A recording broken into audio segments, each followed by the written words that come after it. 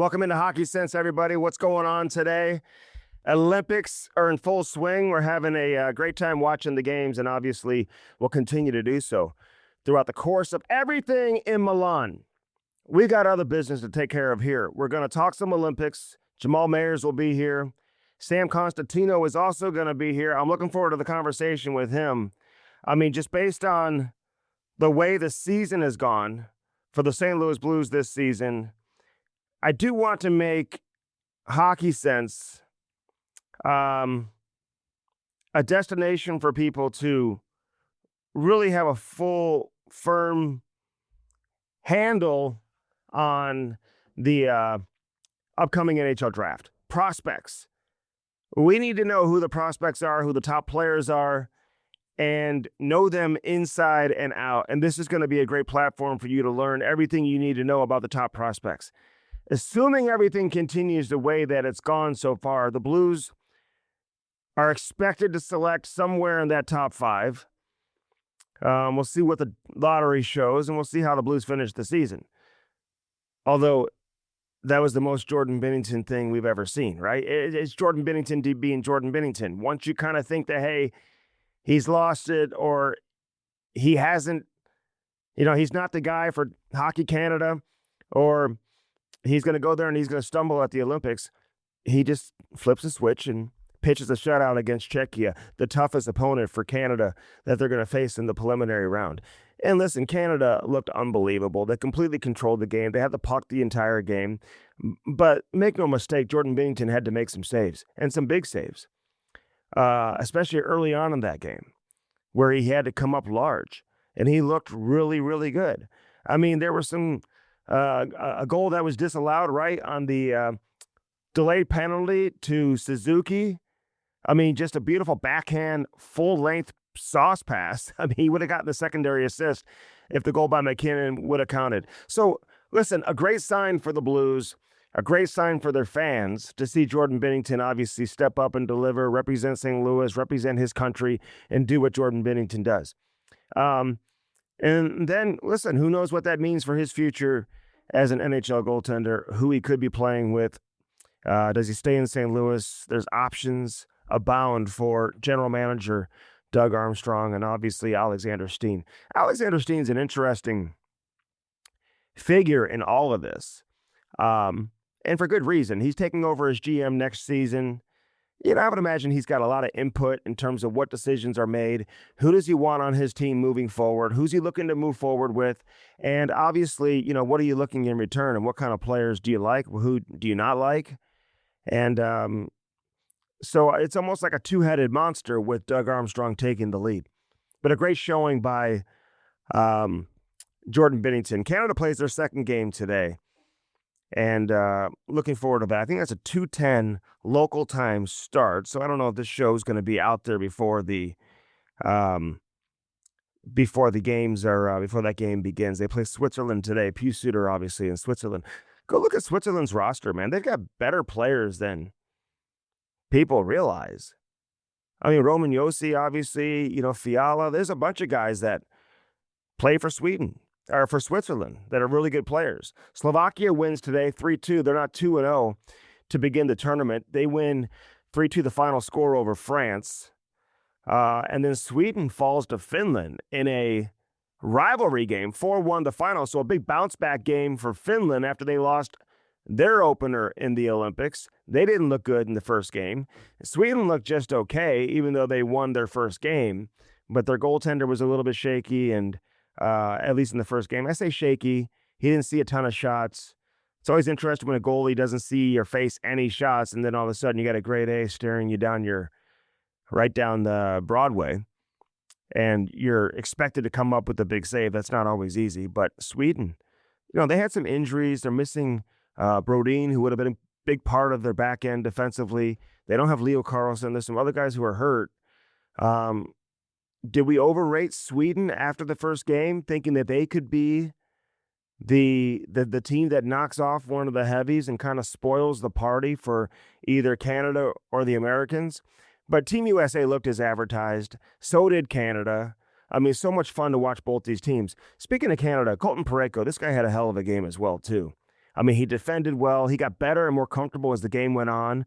I thought that maybe his first couple of shifts, I don't want to say nerves, but it's understandable if you are a little bit nervous in the early going. But once he got into the flow and the pace of the game, this guy looked unbelievable. Just wheeling around the net, making great passes. So it was good to see, and he had some good defensive plays too. I mean, putting people on their ass from a physical standpoint. He was very physical in that game.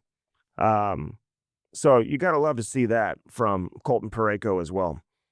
And I know some analysts were suggesting that he shouldn't have even made the team.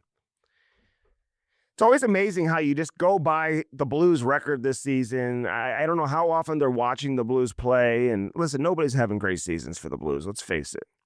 So I do get it from that standpoint. But you can't just look at it that way. It's no different than the New York Rangers, too, who've got JT Miller and Vincent Trocheck in their lineup for Team USA. Just because they're having down seasons as a team should not automatically exclude them from participating in a tournament like this and being in the lineup to begin the tournament. I'm sure Clayton Keller is going to get in there. It's always interesting how they dress one extra forward and one extra defenseman in these games. I mean, Oliver Ekman-Larsson, this guy couldn't get a shift. Not even one shift against Italy.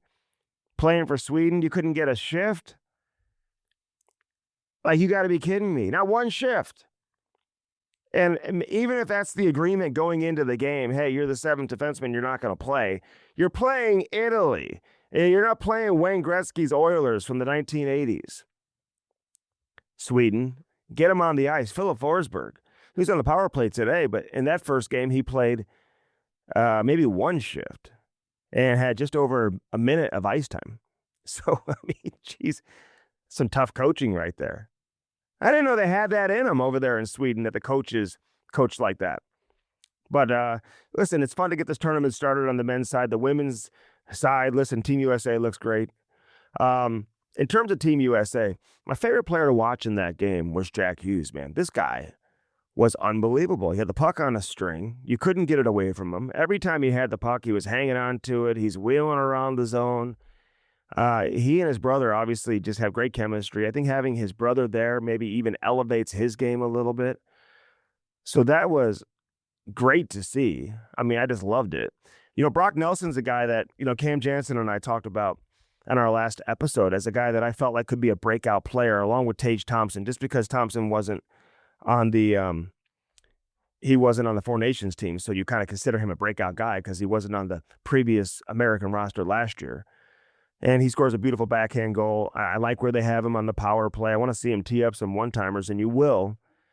But they're just so loaded. It's an embarrassment of riches for Canada and USA.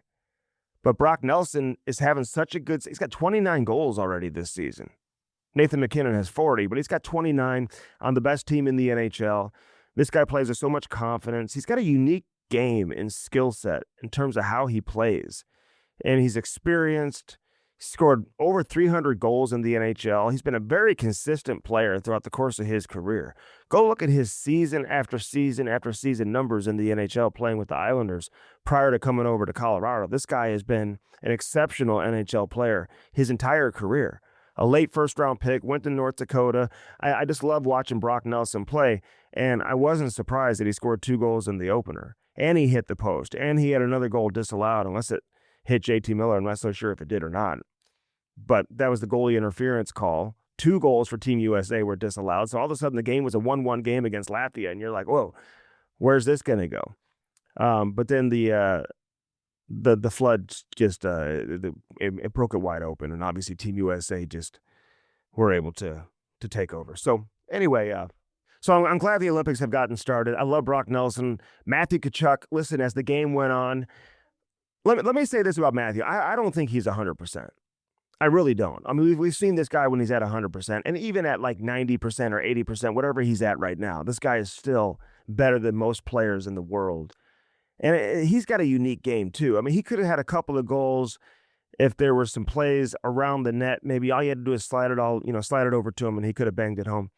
And, he's always in position to make plays. If you watch him play inside the offensive zone, in terms of how smart Matthew Tkachuk is, the puck doesn't stay on his stick very long at all. I mean, the one-touch passes. He knows where the puck's going to go before he even gets it.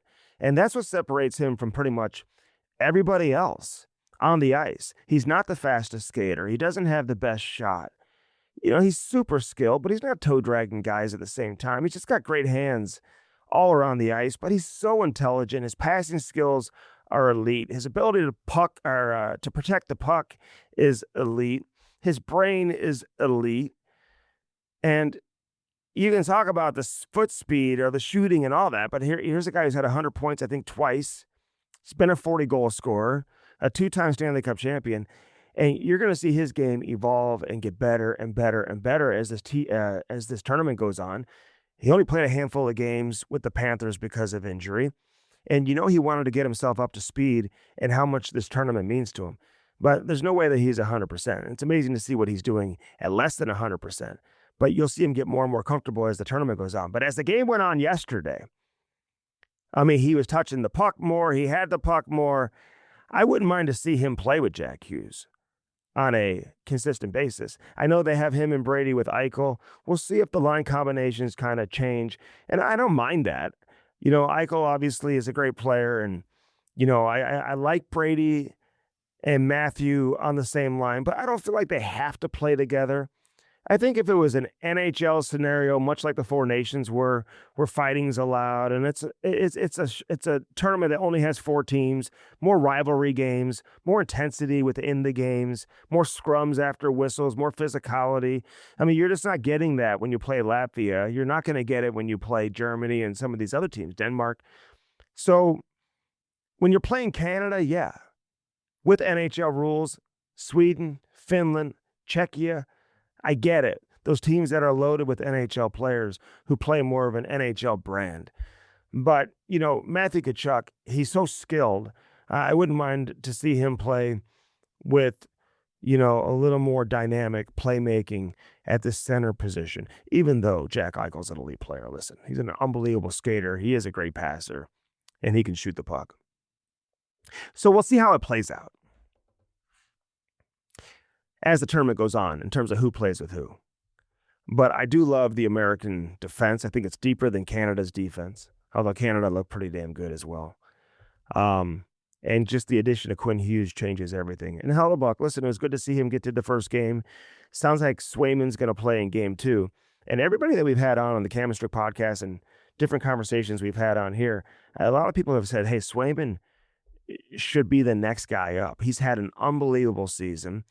He was the guy last year in the World Championships, much like Tage Thompson and Clayton Keller. I think that elevated the opinion of those internally with USA Hockey and helped them make this team. Not to mention they're both, they're all sick NHL players putting up great numbers and having great seasons. I think that really helped Jeremy Swayman. He carried that over into this season. Last year, if you remember, he had the holdout. He had a contract issue and just never really seemed to discover his game. He has this year. He's unbelievable. And this guy's been good for a long time. So I'm excited to see him get back in there, get him a game. But, the reality is in a tournament like this, you almost got to settle in on one guy. You want to get a second guy a game or 2 maybe, but there really isn't even time to get the third guy a game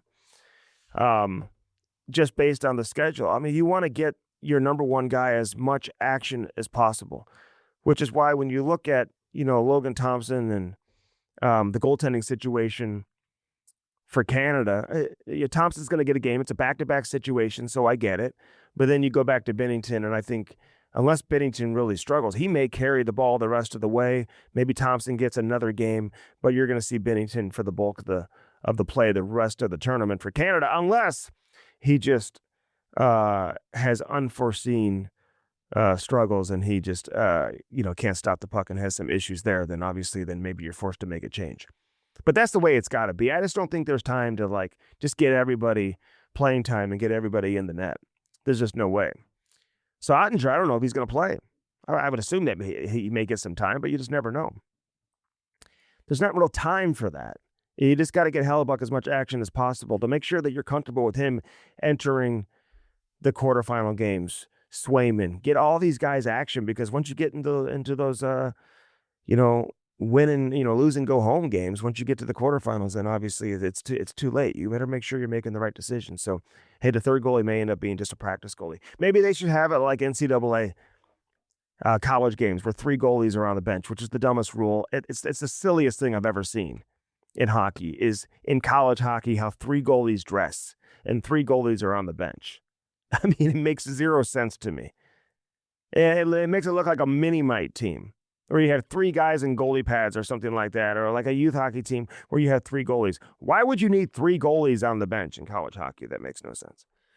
All right, lots to get into with Jamal Mayers. That's coming up. And then obviously Sam Cosentino, he's going to join us, and we're going to talk a lot about the top prospects. We'll get into the Olympics with him too. He's covered a ton of international competition, U18s, under 20s. He's all over the draft. And so we're going to make sure you guys, everybody, listen, there's no stone left unturned when it comes to the familiarity with NHL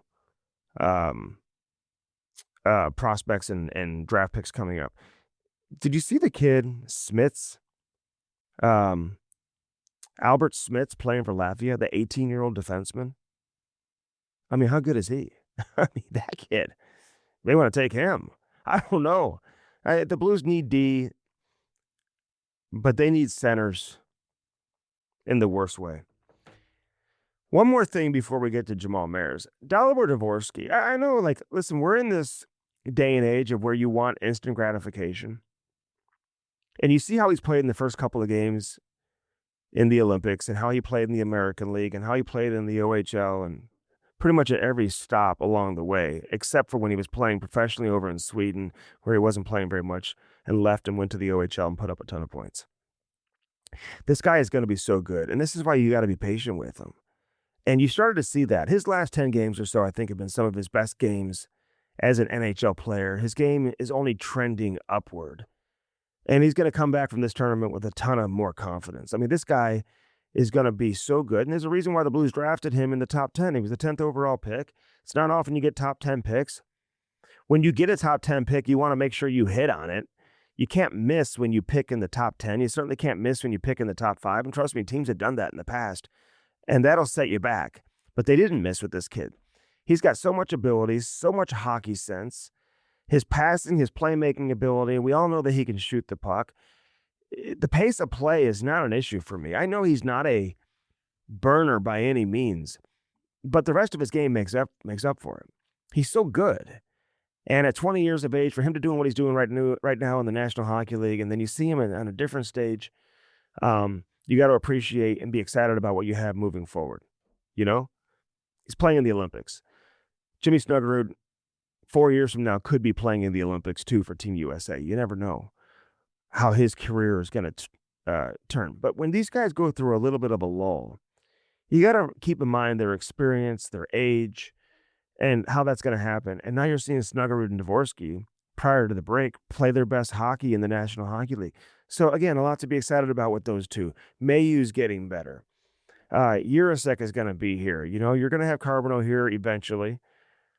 Although, I just pump the brakes sometimes when we see some of these stats in the CHL. And especially in the Quebec League. I'm not going to take it away from him. This guy's scoring basically every single night. He's almost a goal per game guy. So he's too good for that league.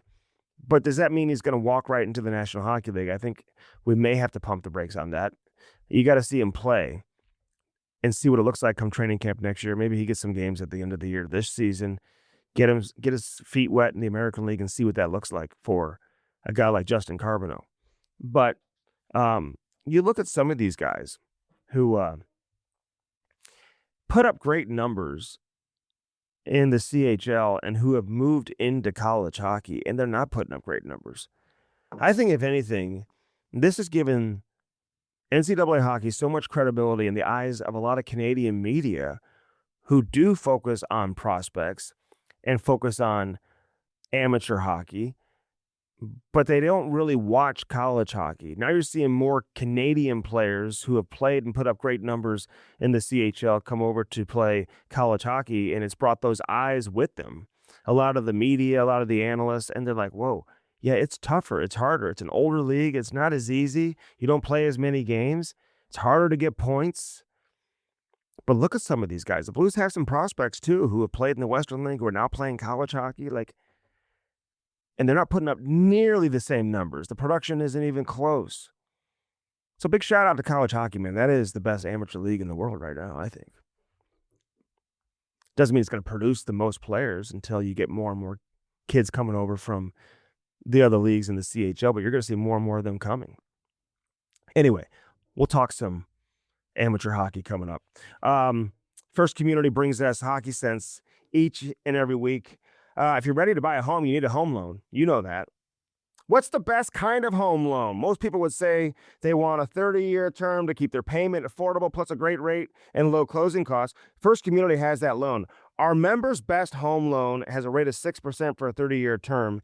And at First Community, there is no fee for the application, processing, or closing of your home loan. Apply today for our members' best home loan. Terms and conditions apply. So call toll-free 1-888-642-7969 to learn more. Blue Note Roofing, 314-920-5713. Call David Novak today. He'll talk some hockey with you. He'll also fix your roof and make your siding and everything else you look to upgrade look as best as it's ever looked before. People will come over and be like, what happened to your house? It looks completely different. That's because David Novak got a hold of it. 314-920-5713. Call Blue Note Roofing today. Let him take care of you. Gutters, fascia, soffit, fascia, siding, roofing, gutters, whatever it is. Wind, hail damage, as it says on the sign right behind me. Check that out. Dirt Cheap Fun Fun, your one-stop party shop. Download that app today and check out all the great deals. The deals are so good they call them steals. Mention the promo code BLUES. You get free delivery if you live within 10 miles of a Dirt Cheap store, which you probably do. There's stores everywhere. Cheap Fun Fun, your one-stop party shop. Dirt cheap, baby. Don't sleep on the party supplies. If you've got St. Patrick's Day parties coming up, Valentine's Day parties coming up this weekend, you can get all your party supplies and everything you need. Paper goods, all of that at Dirt Cheap. In addition to the best selection of beer, wine, and booze over there at Dirt Cheap. They also have discounts on Blues game days, so be sure to ask about that as well. But download that app for Dirt Cheap. Cheap, fun, your one-stop party shop. Lordo's Diamonds, get that special someone something special in your life. Get them something special from Lordo's Diamonds. Are you looking to pop the question? No better place to get the engagement ring. Best selection of engagement rings anywhere. Mike and Jimmy Lordo will flat out take care of you. They are unbelievable. 314-432-8008 if you want to call them, if you have any questions. If you walk in there with a $500,000 budget or a $500 budget, you're going to get treated exactly the same. They are unbelievable when it comes to customer service. Mike and Jimmy Lordo, Pat, everybody over there. Cindy, whoever it is you want to deal with at Lordo's Diamonds, you'll walk out a happy person, I promise you. LordosDiamonds.com, right there in the heart of Ladue, right next to Truffles. You can't miss it. All right, Jamal Mayers is next. Looking forward to speaking with Jammer. We got lots to get into with Jammer here coming up next on Hockey Sense. Thanks for joining us as always. And as always, brought to you by First Community. Stay with us. All right, Jammer's with us. Let's get it out of the way. Who brought you? Oh, my God. I know. We don't have to do all of them. But Spas and More, I was over there the other day. All right. Hey, hi, Angie. I got to give you a shout out. Hi, Angie. Pumping Jammer's tires. Look at you. Absolutely. I saw everything you're getting. I know exactly You what's already going on. Yeah. Can I just do the right? I want to say what Jamal's getting. He's getting the cold tub, which I like. The sauna. Are you getting the 3-person sauna or the 2 or the 3? I'm getting it. I'm not. I'm getting a traditional. They can also have. Oh, you have the access. outdoor. They also have access not to the infrared. I want the actual Finnish traditional type hot Yeah, sauna. because yours is going to be outside. Yes. So a lot of them, they have indoor ones. Right. And then they also have indoor or outdoor. Yes. Those are fantastic. Yeah, and a hot tub too. I'm getting a Michael Phelps hot tub. Look at you. With a swim spa? No. Oh. I thought about that. And they have both. You know, you can get the Michael Phelps has the hot tub and cold tub I know. tandem. Oh, really? Yeah. But it's a single person thing. So Oh, no. See, you're not gonna this is going to be like, nice for my kids to have their friends over and do their thing and whatever. And they're so nice. These Michael Phelps hot tubs, they're not the hot tubs I remember from when I was a kid. So check it out. All different types of pressure, Bluetooth for music and everything. Oh, yeah. Well, you know what? They're a local master spas dealer with 2 locations, Sunset Hills in Missouri, obviously, in Overland Park in Kansas City. Mike Leahy's the owner. And he obviously, they deal with Master Spas. It's an American hot tub and swim spa manufacturer that's located in Fort Wayne. Mhm. The largest hot tub swim spa manufacturer in the U.S. We talked about Michael Phelps, the Chili Goat Tubs. Angie Hess, Mike's daughter, and Brian Oldham run the Sunset Hills location. Spas and more. High quality hot tub swim spas, cold tubs, infrared saunas. It depends for your health, your wellness, your relaxation needs. Turn your backyard into an oasis of your dreams with a master spas from Spas and More. Spas and More located at 12957 Gravois Road in Sunset Hills. You know what it is. We put the in spa. There you go. We'll get to the rest of them later on. Yeah, let's do it. Who's your favorite team to watch right now in the Olympics? Both Canada and the United Oh my States. God. Who? I'm going to They stay on the both fence. looked as advertised, which was great to see. Sometimes the first game coming out of the gate, you know what? Maybe it takes teams a little bit longer to come together. Not with those two teams. I thought the U.S. showed a really good amount of resilience, having, I believe, 2 goals called back. Yeah. You kind of could give a little exhale. They've got tremendous leaders and, just high-end skill. A couple of those goals. Nelson's, I think it was His second passing of that second one was insane. Jack Hughes to Quinn Hughes to Matthew Tkachuk to Jack Hughes back to Brock Nelson. Yes. It's unbelievable. Jack Hughes was incredible. He was my favorite player to watch in that game, Jamal. And there was some talk coming in, like, with the practices and all this. He's going to be fourth line, extra guy. Like, he's dealt with a lot of injuries. And I think having his brother there, too, like, they were, like, you see them kind of overlapping one another, drop passes. Like, I just think that's elevated his game also. He's an unbelievable player. And sometimes you need a tournament like this to remind you how good some of these guys are. And I think that what's nice about the tournament for the guys that have elite skating ability and skill, even though it's on the smaller ice, that you're going to see more of it. So it's a different type of game than you're going to watch in the NHL. It might come more to that when it's Canada versus US. Yeah. But it's a different brand of hockey. It's fun to watch. Yeah, he had a lot of space. I want you to talk of the importance. I'm watching Matthew Tkachuk. And here's a guy, he's probably not even 100%. No. He looks like he's about 85%, to be honest with you. But he has the puck all the time. But he doesn't keep the puck on his stick very long. Like, he knows where the puck is going before he even gets it. His one-touch passes, he puts himself in position, Jamal. Like, he's super skilled, but again, you don't see him toe-dragging everybody. Not the fastest guy, doesn't have the hardest shot. Why is he so successful? Like, what makes him so great? Because he truly is great. He's an unbelievable hockey player to watch, even at less than 100%. Because as the game went on, he just continued to show more and more flash. And you just wonder, is Eichel and Brady, are they the right line mates for him? He and Brady, yeah, I mean, they got a lot of chemistry, but it's not an NHL game. It's not as many scrums. It's not as physical. There's no fighting. He can play with the highest and highest of skill guys, too. Yeah, I think for me, as I think through that, it comes down to a couple factors. One, their dad, Keith, was unbelievable, in my opinion, probably the best I've seen at playing the give and go game. Understanding that it's give it to you, get it back, give it to you, get it back, all over the ice, whether that's at the blue line, at the hash marks, behind the Didn't net. harry it too much. No, but it was all about creating 2-on-1s all over the ice. And I think that Matthew knows where those quiet spaces are on entries. You'll see him slow up and open up and face the plate, drawing someone in to make a play. Yeah. He'll do that all over the ice. He's a tremendous passer, but understands the time and space. And I think that his probably conversations, I would assume, on the bench have to do with come to me. I'll draw people to me, but come toward me, and then we'll play off of each other. And he does that so well. I think that what you're seeing is his ability to, play that give and go game is one factor. I think the other factor is that he is a student of the game, and is ever since he was younger, and hearing about him watching the game with Walt, he understands the game. It's not about how fast you are, how quick you are, he knows his skill set. He's a tremendous passer. He's got a gross, awful looking blade for a reason.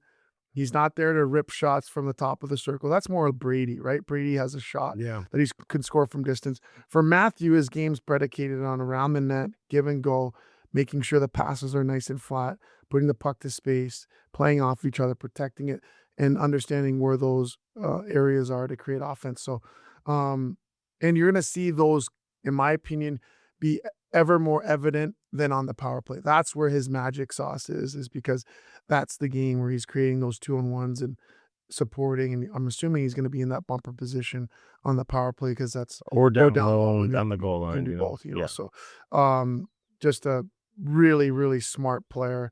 For any young hockey player out there, like watch the way he plays the game. It really is impressive. Because not many guys could play that way at No. his pace, right? No, he's not. It's a great example of hockey IQ trumping speed Mhm. and shot and all those things that we always think that are the most important. Yeah.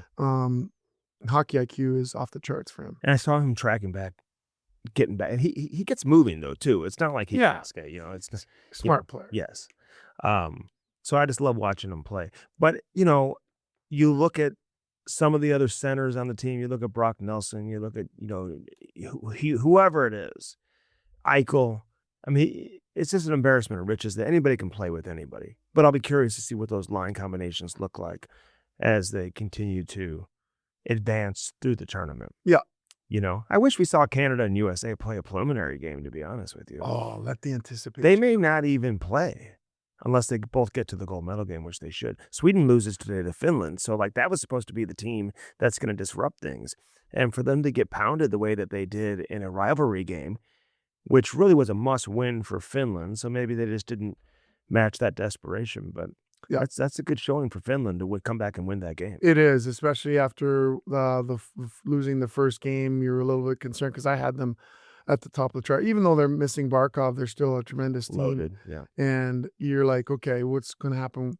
I felt like coming into the tournament, we were all guilty of it in the media, talking about Canada, US, perhaps not giving enough respect to Finland and Sweden, and you know, even some are saying like, look out for Germany.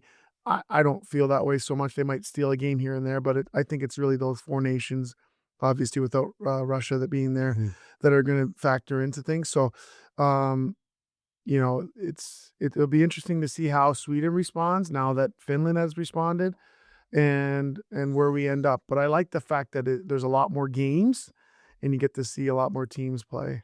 Yeah, and Germany, they probably have more talent on their roster than Slovakia does. You know what I mean? I mean, Slovakia's got some players too. Slovakia's won their first two games. Right. Although I think they beat Italy, I think, in the second game, Yep. right? So this morning, what do you think this will do for Dalibor Dvorsky's confidence? So, like, he started playing his best hockey, I thought, as an NHL player. And what does he have, like 40-something games, 50-something games maybe under his belt as an NHL player?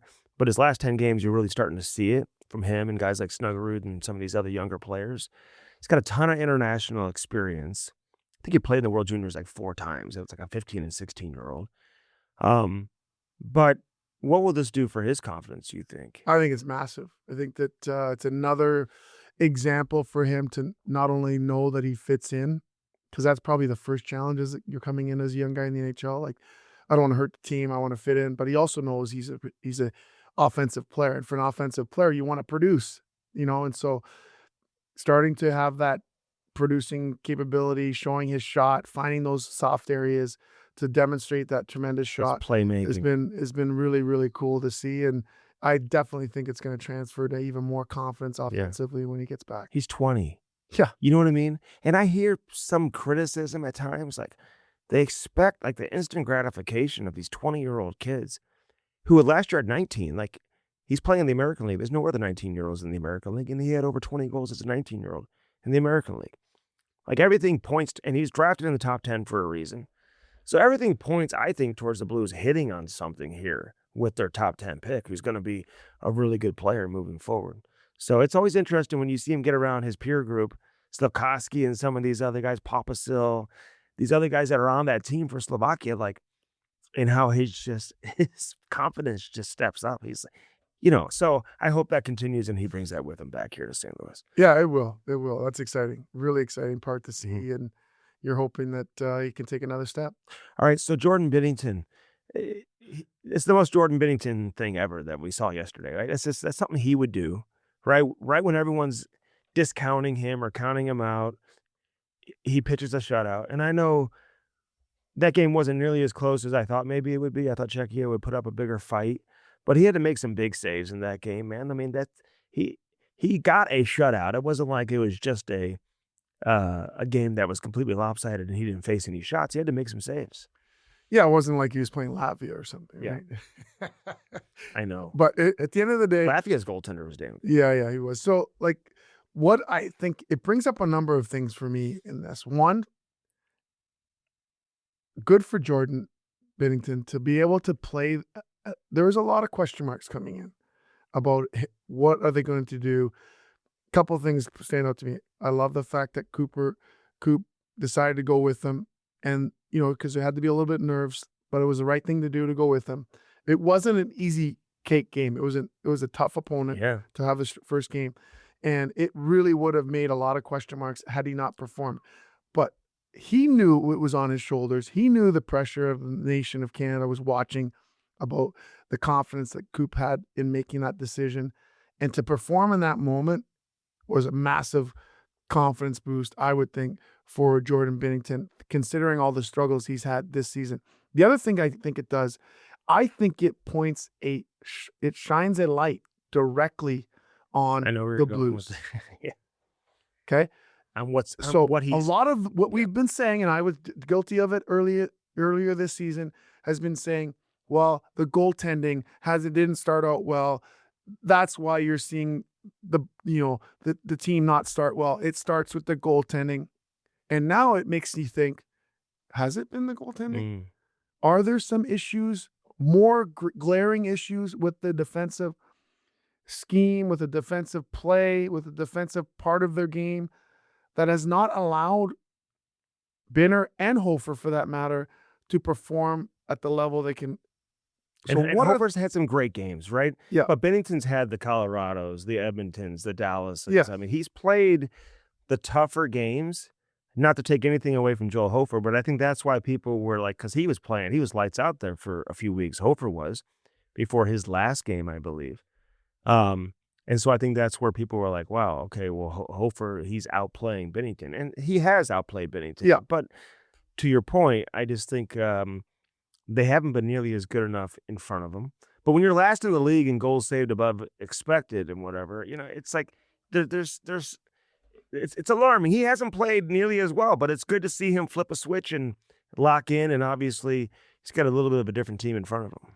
Yeah, and I think now it makes you wonder, okay, so if he continues this performance-wise, when the Olympics are over, whether they win a gold or get a silver, I'm assuming like maybe it's bronze, but plays well, what's the plan going forward? Yeah. Could his stock be any higher? Does it make Jordan Binnington, which it's very difficult to do when you've only played on one team, to think of yourself have ever played for anybody else for as long as he's played, for all the success he's had? Does this open up his mind to maybe it's time to move on? Yeah. And I've talked to him about this, Jamal, recently. I know and we've had private conversations, and I know he wants to see this thing through. Like, he loves being a Blue. He loves playing here in St. Louis. But at the same time, it's going to be more about the communication, I think, from the team. Hey, this is where we want to go. This is the direction that we're going in. Yeah. And they're going to accommodate him. They're going to do what he wants to do. Now, goaltending deadline moves don't always work, right? It's difficult. Learning tendencies of the players you're playing with, going to a different team. There's a lot of pressure. Typically, you're going to if they're going to trade for Jordan Binnington, and he's going to accept the trade to go there. He doesn't have a full no trade, but they'll treat it like he does. They're not going to send him somewhere he doesn't want to go. Sure. So it's going to be a team that feels like he's a piece that can get them to a Stanley Cup. Correct. And so that pressure is going to be there. And maybe that's why it hasn't always worked in the past. I saw that here in St. Louis with Ryan Miller. I mean, he was just a mess. It just didn't work when he was here in St. Louis. But he was a great goalie in Buffalo, obviously. And, he settled in with other teams after he left here and played some good hockey. He played some good games here in St. Louis. And I love the fact that Doug Armstrong went after it and brought the best goaltender available to try to help this team get over the hump. It was a necessary move. It just didn't work. They gave up a first-round pick and whatever else and didn't even keep him. They chose not to keep him beyond the rest of the season. So, but at the same time, I think if you're Jordan Binnington, you got to make that decision, right? At some point, what do you want to do? And you do have Joel Hofer here as well, and you're going to have to give him the ball at some point. But to your point, if he plays well, his stock is as high as it's going to be. Yes. Because it wasn't high going into the tournament. No. So I think that's the decision, that his playing well will make the Blues make a decision on what they're doing. So it's easy now to make the decision to go with Hofer because he's outplaying Binner. Binner goes to the Olympics, outperforms all the goaltenders on the world stage. His stock is never going to be higher. Right. It then becomes a question of who are you going to keep? Mm-hmm. Because Hofer's value will still be good. Yeah. You got to decide what you're going to do with Binner. Binner may be more likely to accept change. And I know you described reasons why you wouldn't want to go. I think he performs better under pressure. Yeah. I think he performs better when he's it different. matters. He's different. I think he's built like that. And so, and I think he knows that about himself at this point in his career, that, you know what, I don't even know what teams you would be thinking of. But you don't think there's guys inside that Canada dressing room right now that are saying, hey, yeah, what are we doing? Yeah. Come play with us. Yes. 100%. You don't think Connor McDavid's saying that? Yes. You know what I mean? Would you come to us? Yes, we can win with you. Yeah. That's what I find interesting. Those conversations will be happening. Mm-hmm. Like, if they win, you don't think they're going to be having fun and that conversation is going to be said? Yeah. Right? So. Although I did hear Edmonton may be on his no trade list, but. Well, conversations with. You can always change Connor that. Can change that. Yeah, so that's interesting, you know? But yeah, you gotta sell high, right? So if his stock is at. Yes. You don't want to wait, and then all of a sudden, knowing that the team isn't that great in front of them, and all of a sudden change the perception or, you know, limit the return you can get for him, because it's going to be a high asking price, as it should be for a Stanley Cup winning goaltender like him, who will have a Four Nations championship and potentially a gold medal under his belt. Yeah, and I think that's the point where you may have organizationally decided that Hofer's the guy, and that's okay too. Mm-hmm. But I think that you put yourself in a good position to be like, his play makes the decision easier for you. Mm-hmm. Like, you're either bringing him back and moving Hofer, or you're bringing him back and playing Hofer and moving Binner. Yeah. I think that it makes for tough decisions. Yeah. But his great play at the Olympics will give you options. I thought Parayko looked good too. Yeah, I think that I think he'll get better as the tournament early in the game. It took him a few shifts, but in the third period, you see like his escapability coming around the net, like his passing ability, like that's when you see Colton Parayko. When he's skating and moving like that, that's when he's at his best. Yeah, and then his shot is just heavy, Mm-hmm. and when he hits the net, like, it's create action, and I think it's just going to take. And when he's time. physical, he buried some Pasternak. It might have been Pasternak. Was it Pasternak? I'm not sure, but he's just a beast. Yeah, everyone always wants him to be Chris Pronger, and we talked about this at Mm-hmm. length. But you know, if you had Chris Pronger, if he was more like Chris, then you'd be paying him $12 million a year. Like, you got to love what he is, because he's one of the best defensemen. You need offense out of him or no? No, you absolutely do not. Be physical, be hard to play against, kill penalties, move the puck, be a disruptor, skate yourself out of trouble. Just be hard on people. I tweeted this out yesterday about John Cooper. I don't know if you saw that, and I may have mentioned it on here, how when Tampa Bay was in town, he had Binnington come over to the team hotel, the Lightning team hotel, and they had a couple of Guinnesses, and they just talked for a long time. And Binnington left that conversation feeling very confident. Now, it didn't necessarily translate into great play as a Blues goaltender. His next couple of games, he struggled and whatnot. But I had a long talk with Binnington after that meeting, and he just had an extra bounce in his step. one thing I did say to him, I said, "Hey, did he tell you that you're his guy and that you're going to be in net to start the tournament?" And he just smiled and kind of gave me a wink and said no comment, you know. But he was open about a lot of other stuff they talked about, and they sat back, and I think that's what John Cooper's best at. You know what I mean? And I thought it was such a great play to have that conversation with him. And I know everyone's like, "Oh, we don't know who's going to be in goal." We always knew it was going to be Jordan Bennington. We said it over and over and over that he would be the guy to start the tournament. And it obviously proved to be the best decision, but I think that conversation and that relationship they have goes a long way, and that's what John Cooper, that's what separates him from a lot of coaches. I think that he is a great tactician. I think he understands people. I think he's a really good communicator. I think he's evolved as the game has evolved and knows that you have to have those personal relationships. I think that, especially with your top players, I think it's important that you're on the same page. And I think that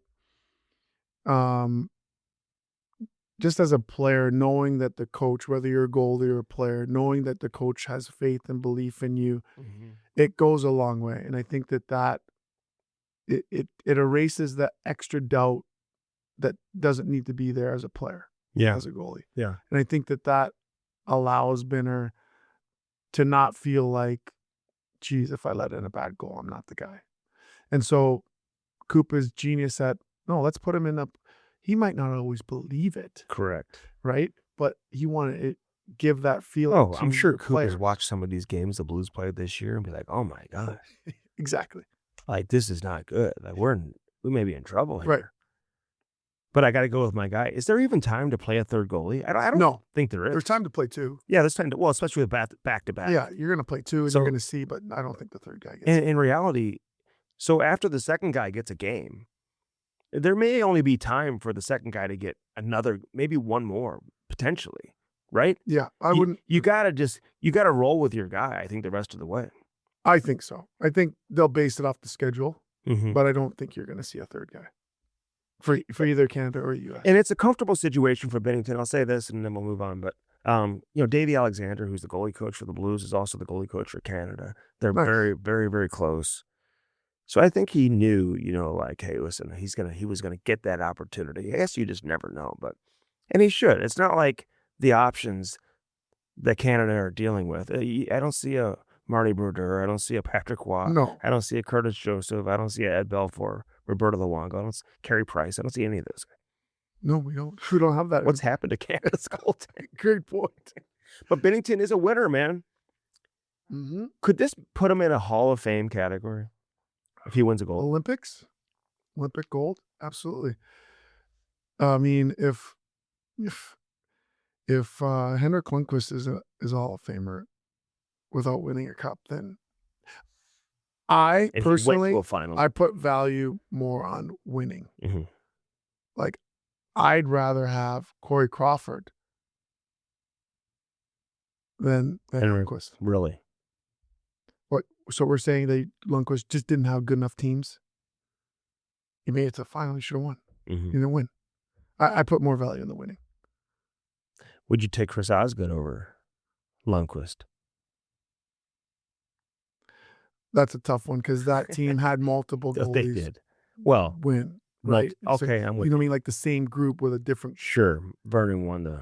You could say the same thing about And Blackhawks because it was Miami first, but Yeah. to me, it's like the consistency of the winning. was You one. used to speak so highly of Niemi. Like I remember talking to you about Niemi. You were like, Yeah. he's like the hardest worker. Hardest work I've ever seen as a goalie. The starting goalie would stay on the ice forever. Like, get off the ice. What are you doing? I know. But that guy was not, I don't think he'd be insulted by this. He was not athletically gifted, didn't look great in the net like a goalie. Some goalies just look comfortable. They can't see much. Like Brent Johnson looked like a goalie. Like he just looked, looked Jake good. Allen looks like a goalie. Looked like a goalie. Like sometimes you're just like, oh, like, dude, look at the blocker side. Like you're off. It just didn't look right, but just worked his tail off. Yeah. Last thing for you, anybody surprised you so far in the Olympics that you really like, that stands out from Canada or USA? It's good to see Tage Thompson. I mean, he's a sick back. Yeah, You know? that was unbelievable. Who's the defenseman in Columbus? Oh, Werenski. Werenski. I just so smooth. sometimes you just don't appreciate guys when they're on the wrong. Is that fair to say, the wrong team? Mm-hmm. You know, you just don't see him because he's not Yeah. with a great team. That guy is like unbelievable. So good. Like smooth, defensive, offensive. Like just if you have a young defenseman that wants to play the position the right way, like he is equal parts defender and equal parts offensive. And even the guy like Trocheck for Team USA, he was physical. Like when he went out there, like, you know what I'm saying? Playing a role, right? And people question like, why him? Why not? You know, you can name a bunch of guys, and that's the beautiful thing about.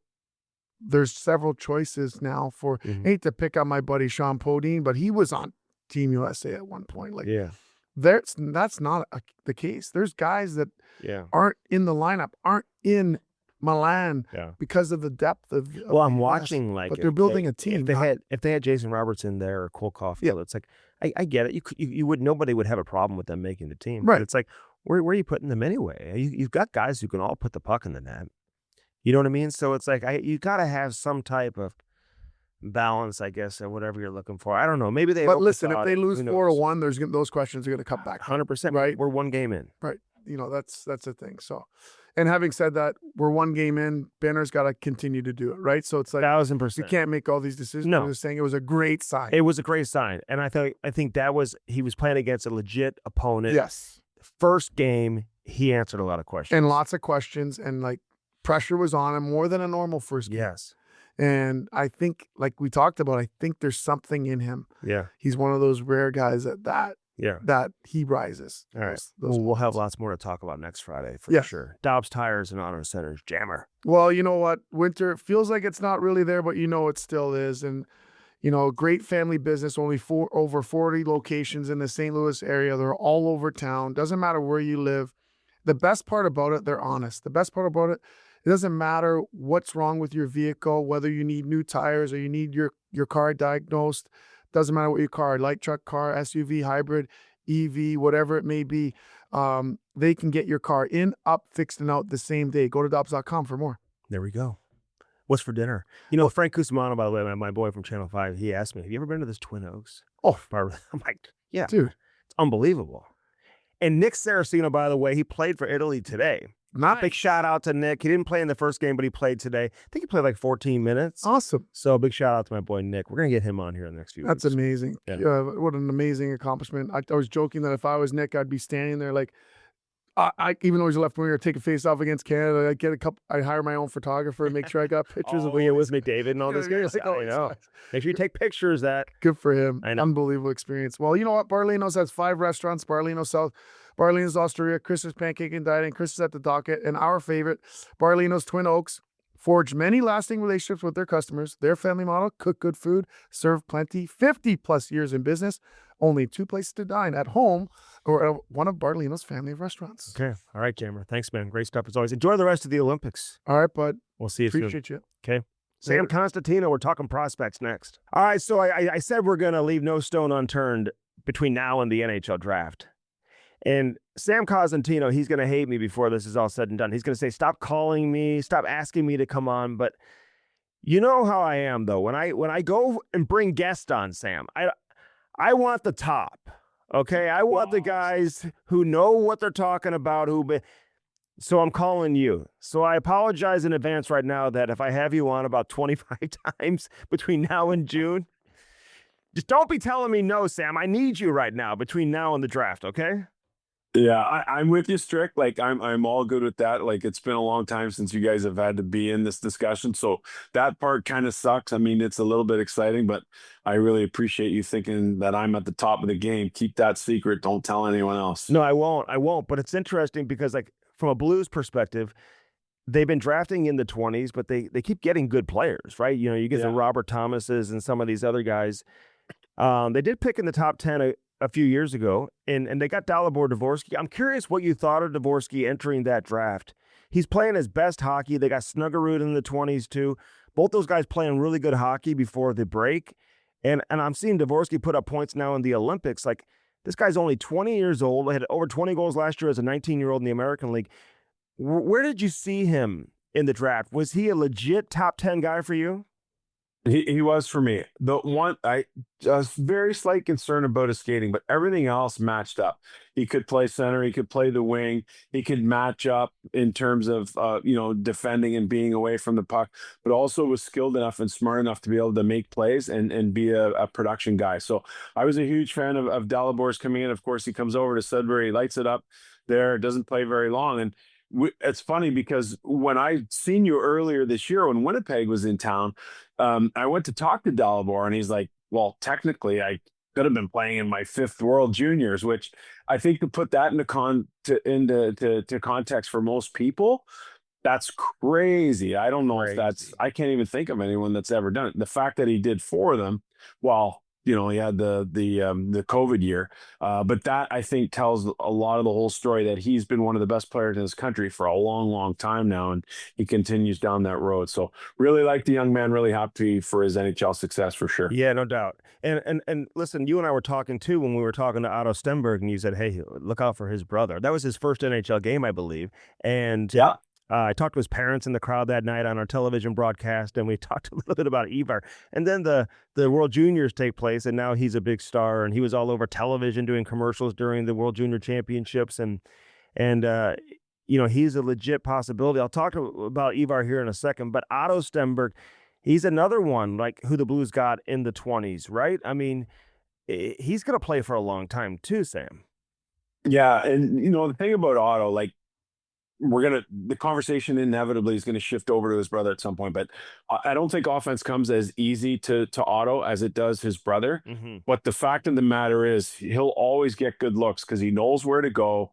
It just seems to me the finishing thing. Now, I don't know if you've experienced that, in his play in the American League or in the National Hockey League so far in his young career there, but he was a little more challenged to produce offense in terms of, hey, goals, assists, points, not being like really good at steal, being able to get good looks or set others up for good looks, but just the finish piece of it, I think, was missing from his game to the extent that Ivar does not have that issue.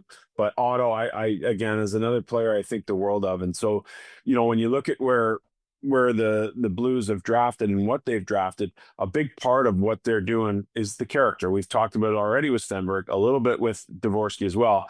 And again, Jimmy Snuggerud's a guy I got to follow in his draft year. A big fan. In fact, I picked him this year to be the Calder Trophy winner, being injured and then seeing what that young punk Matthew Shaper is doing is it's unbelievable to think that he's the leader in that conversation right now for sure. Yeah, Shaper's been incredible. And again, Snuggerud, we're starting to see him get more and more confident, more comfortable, obviously. And the team's been losing. It's just been an interesting season. That's hard for rookies, I think, to really find their comfort level and really gain that confidence when the season has gone the way that it has. I want to ask you about a couple other guys before we move on to this year's draft.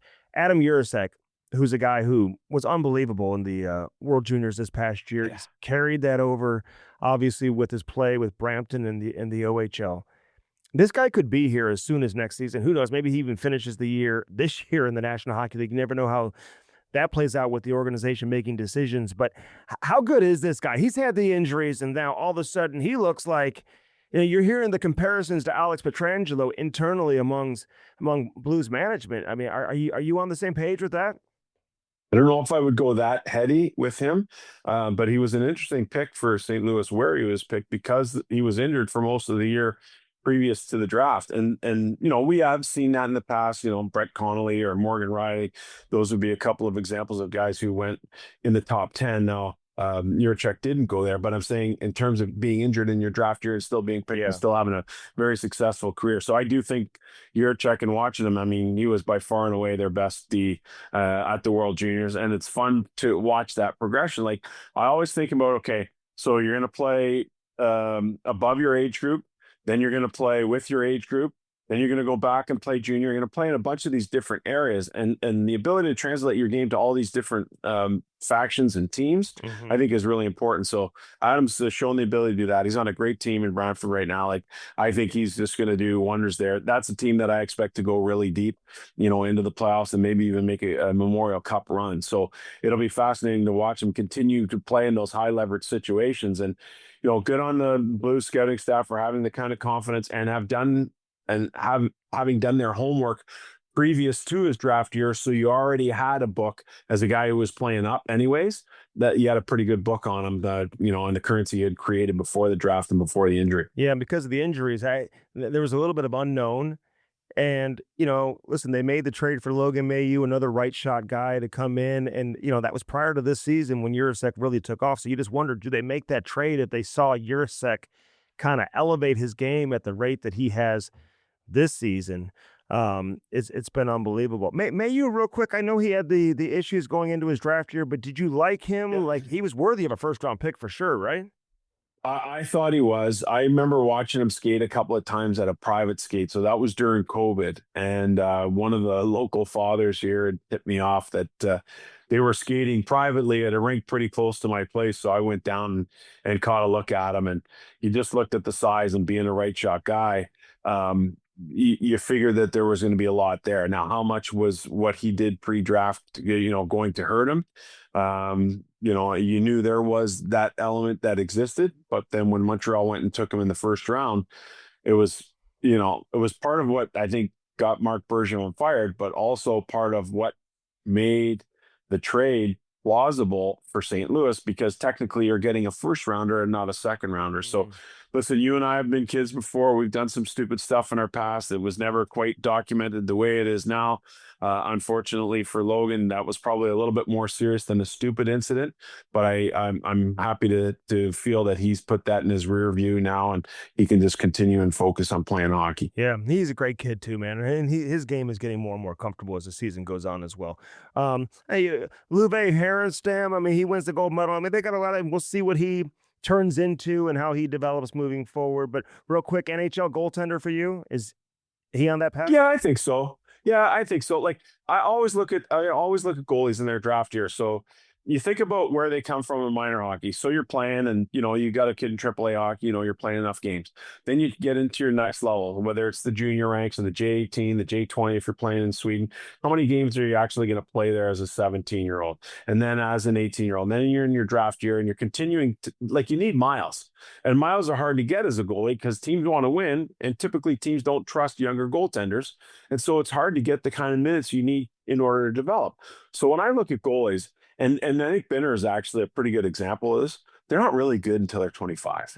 It's just, they just need to get miles. And so, when you're drafting goalies, that's something that you have to keep in mind. Is one guy going to play in the coast who you expect to make a jump? And then the next guy in the American League? Or does your American League team want to win and have to rely on an older guy?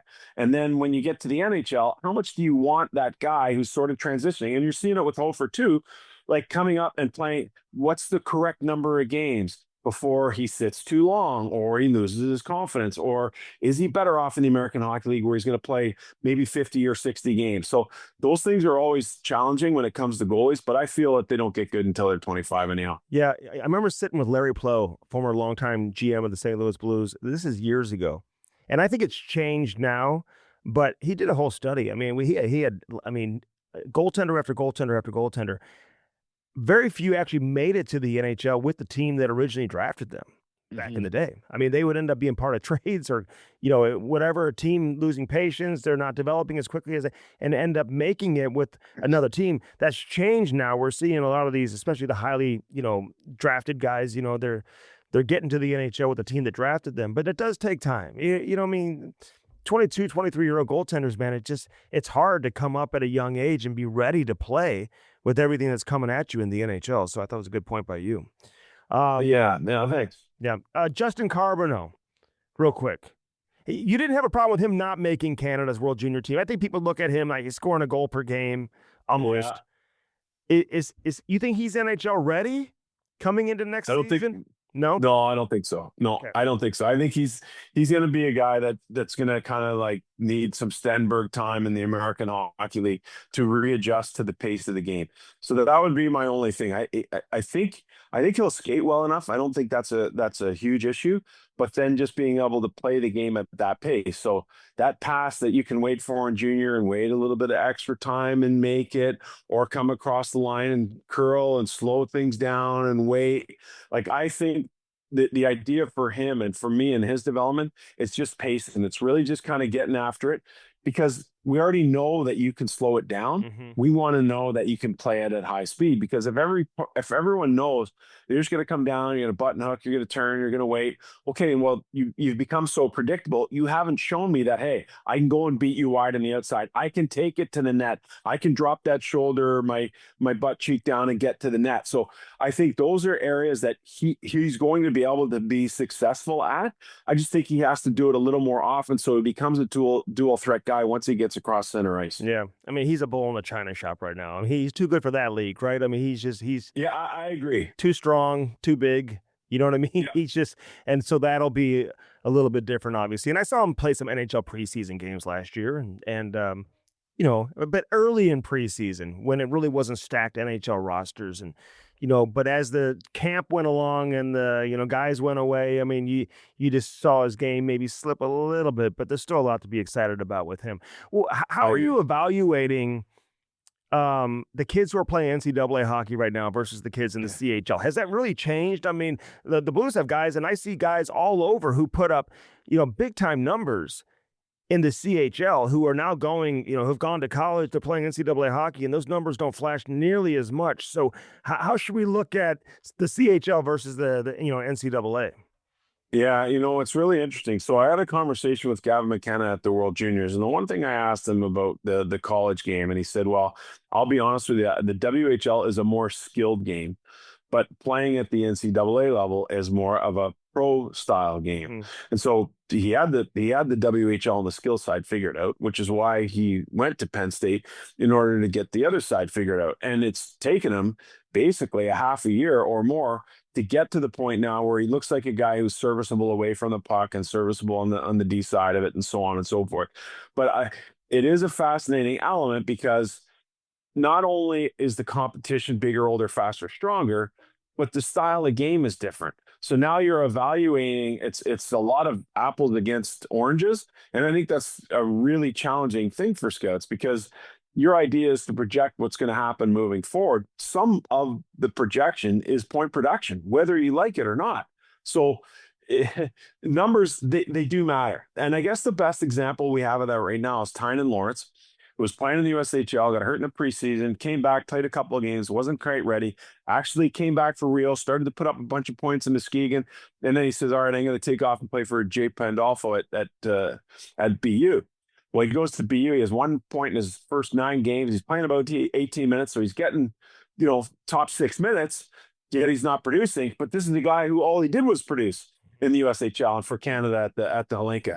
So now you're sitting there saying, as a scout and as an evaluator, like, oh boy, is this going to be something that we feel is going to be an ongoing trend? Is it a confidence issue? Is it an adjustment issue? Is he actually still hurt? So now you have all of these questions in your mind, because you're so used to watching a guy who's produced at a high level, and now he's not. But then you have to take into consideration, wow, this guy's making a switch to the NCAA midstream, coming off an injury. He has to be given a hall pass of whatever length that is before you really can kind of evaluate him and see what type of player you expect him to be at the next level. But when we talk about center strict, there's 3 of them probably in the top 10 or 12 guys. Tynan Lawrence is one of those guys. Malhotra is another one. So you're sitting there and you're saying, if I'm going to compare him against the top centers, and my team is picking in the top 10 and has the need at center, and we want to go there because there's more positional value there to that player, I better be darn sure that I'm getting the guy that I saw in the USHL, and maybe not necessarily the guy that I've seen so far at BU. So if Gavin McKenna was playing in the WHL this year, how much hype would there be? I mean, would we be drawing comparisons to the Connor Bedard type level hype about him going first overall? And yeah, has that simmered down a little bit with him going to college? I think we talking about that kind of hype because you're probably looking at the midway mark of the season where he's already surpassed the 100-point total. And again, points they're always going to play. Like every said, oh yeah, I'm not worried about the points. Bull crap. The points they do mean something. Let's be honest here. And so when it comes to McKenna, the thing that we were watching as evaluators in the first half is, again, is he engaged in play along the wall? Is he fighting for space in front of the net? Is he going to be able to make plays outside of just being a power play guy? Is he going to compete hard enough on the backtrack to be able to, like the Mitch Marners or the Austin Matthews of the world that can pick pucks and strip pucks and they get it turned back before you have to even worry about playing in your own zone? And some of those things were lacking in his game. Some of the effort of getting back. Some of that was lacking in his game. I think at World Juniors, he learned some pretty significant lessons there. He did put up good points, but a good number of them were against some of the weaker competition. And so now he's come back and he's obviously had the off ice issue, but in terms of pure point production, he's been a fire wagon since he's gotten back from the World Juniors. So he's a really interesting guy because in terms of the pure upside, he probably has the most of anybody. But then you compare him to someone like Stenberg, and you're like, oh, well, Stenberg has a more well-rounded game already that for sure is going to translate. Who would you take first overall? I would take Stenberg right now. I would. I would. There's a little bit more safety in it. Yes, you are taking a winger, so there is a little bit of a drop in terms of positional value. But the kind of things that this guy does, the swagger he plays with, when the intense pressure is on most, that's when he plays his best. Like, this is an underage guy who's utilized in every single situation in the semifinal game and in the gold medal game and performed at his best in those two games as an underage player. So that says a lot to me. It's not just that, though, Strick. This guy's doing things that even the Sedins didn't do when they were playing in the SHL in their draft eligible year. And that says a lot to me about his SHL numbers as well. Wow. That's really interesting. The off-ice incident with Gavin McKenna, how are people looking at that right now? I mean, if you had him already rated as the best prospect, if you're an NHL team, the incident wouldn't have you dropping him down, correct? Well, you're really happy that the felony charge has been dropped because obviously if you're talking about, playing in Canada and going cross border, a felony charge would limit your ability to travel. And so at that point, teams can't spend that high of a pick on a guy who can only play X number of games because of his inability to travel. Wow. So that's an important element to this. And it's funny because I do think scouts take a 360-degree view of this. And let me explain how. There are going to be some scouts out there that's saying, I've watched this guy all year. He's at the World Juniors. I was a little bit worried about his compete and so on and so forth. I didn't know he had this in him to go and basically beat up a guy. And so unfortunately for the young man who had his jaw broken, from a pure hockey perspective, and I don't want to delineate the violent act that happened, Sure. But from a pure hockey perspective, there's scouts out there saying, wow, if he has that in him, what's it going to be like in 4 or 5 years in the National Hockey League? He's shown me something that I haven't really seen from him on ice. There's going to be others that say, this is trouble. We're going to back away completely. Picking that high in the draft, we're not going to look at this player. And then there's going to be a third group and probably a more well-encompassing group of whatever the 15 teams that are going to be potentially picking number one that are going to go back and are going to have to do their due diligence in Medicine Hat. Trainers, coaches, billets, teachers, teammates. Is there any sort of pattern of behavior that maybe got brushed under the rug when he was in Medicine Hat that we need to know about? Because if it's a pattern of behavior, then we're concerned. And again, I'm not saying any of this happened. I'm just giving you a scouting perspective of what teams are doing and what they're saying. They're making sure that their guys go back into history now to sure that this is not an incident as part of a pattern. Yeah, because I look at it a couple different ways. I mean, I just say, hey, listen, you're different than the other students at Penn State. You got to be careful. You can't put yourself in these types of situations. And I wasn't there, so I don't know what happened.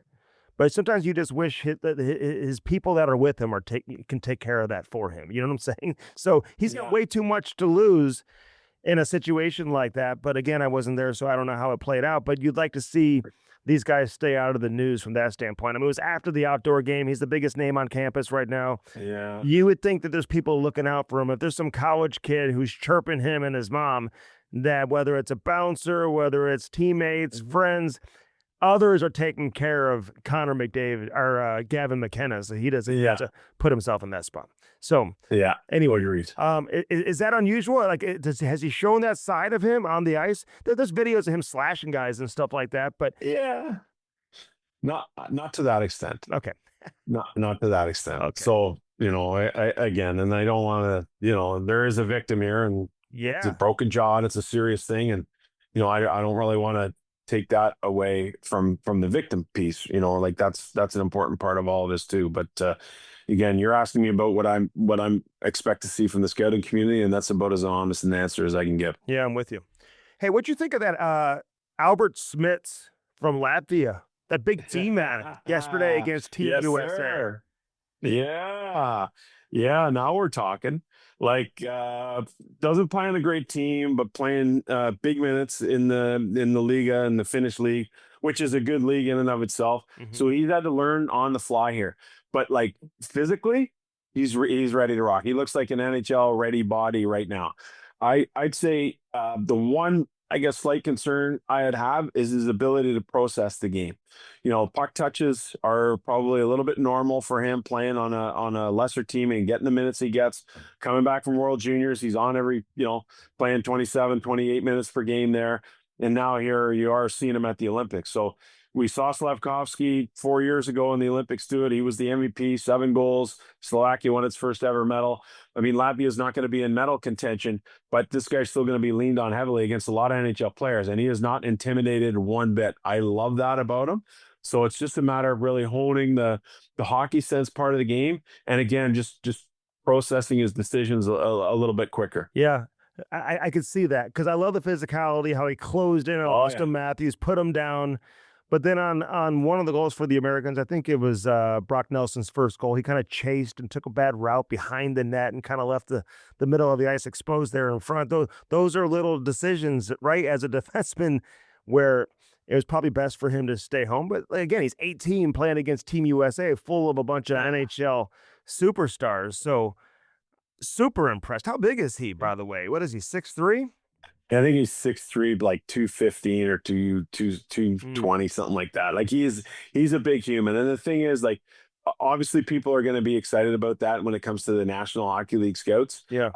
But he's going to be a fascinating guy for me inside of that top 10. I think there's some people that would have him as early as 5, and some people that would have him down in that 10 range. But let's be honest, with the way things are going for St. Louis, he's probably going to be in their conversation and the guy they're going to have to take a real strong look at. Yeah, how could he not be? Anybody else that we're not talking about that could flirt with the first overall pick and push a McKenna or a Stenberg out?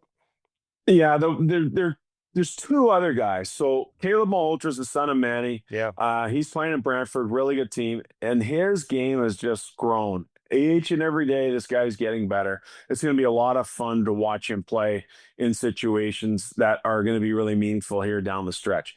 So, being on a good team, yeah, that helps in terms of your matchups and so on and so forth. Being a leader, well, that's pretty impressive for a guy who's younger. And he's performed well at big events. I think he's got his dad's defensive acumen already, but I think at the same age, when I watched his dad play in the Ontario Hockey League, this guy is probably a little bit more skilled than what his dad was. And as you would expect most younger players, because there's been such an emphasis on skill, and you're seeing it with your guy as well. I'm sure it's a big part of the program. So he's one guy, I'd say, on the lower end, but Keaton Verhoff's a 6'4", 215-pound right shot defenseman. He plays at North Dakota. He's a guy that I think is going to challenge here for that number 1 spot. And the thing that I'll point to, Strick, is like, okay, look at John Carlson, look at Drew Doughty, look at Aaron Ekblad, look at Cale Makar. These are all kind of bigger defensemen, let's say 6'1", between 6'1" and 6'4", right shot defensemen. They've never left their current teams that they were drafted from, because those guys are really hard to find. And I think Verhoff is going to be in that category 5 years down the road, as the team that drafts him is just going to be really excited to have him, and they'll probably want to keep him for life. Yeah, that's interesting. It'll be fascinating. How much do you think these lists will change between now and June? Yeah, I mean, the Olympics are going to play a part in it. Like, where Smits ends up being ranked coming out of this is going to be fascinating for me.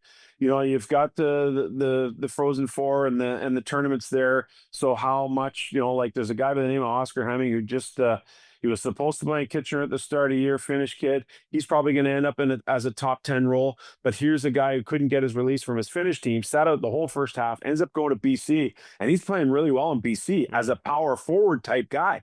So he's going to, wreak havoc inside of that top 10, I believe, before it's out. So we're going to see some changes for sure.